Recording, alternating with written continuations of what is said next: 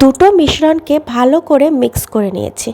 এরপর একটু বেলে নেবার পর আমার যেরকম সাইজের পাখা লাগবে, ছোট বড়, আমি যেহেতু চকার করেছি ছোট সাইজের একটা গোল চাকতি কেটে নেব।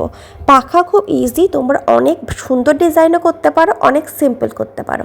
এটা একদম বিগিনারদের জন্য একদম সিম্পল ডিজাইন, তাই জন্য ওকে। আমি ডান্ডাটা তোমরা এরকম বড় রাখতে পারো, আমি প্রথমে বড় রেখেছিলাম কিন্তু তারপর আমি ওটাকে কেটে ছোট করে দিয়েছি এবং তারপর একটু চ্যাপ্টা করে দিয়েছি, মানে যেভাবে আমরা পাখার ডান্ডাটা ধরার জন্য একটু চ্যাপ্টা মতো ডান্ডা হয় সেরকম করে দিয়েছি।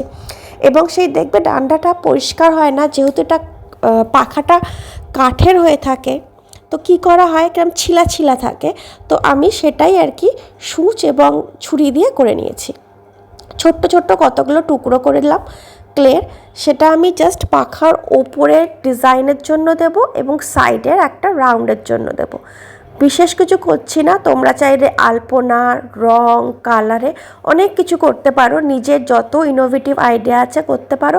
কিংবা অরিজিনাল পাখা যেমন হয় দেখবে লাল সিঁদুরের মানে মতো রঙের মতো ছোট্ট ছোট্ট টিপ টিপ টিপ টিপ দেওয়া থাকে, সেটা চাইলেও করতে পারো। তোমাদের যেরকম ভাল লাগে তোমরা নিজের পাখাটাকে সেভাবে সাজিও। আমি এখানে ক্লে দিয়ে পাখাটাকে রেডি করে শুকিয়ে নেব, তারপর গামছার কাজটা করব। এটা প্রথম পার্ট, এর পরের পার্টটা কিন্তু গামছা দিয়ে হবে, অবশ্যই দেখতে।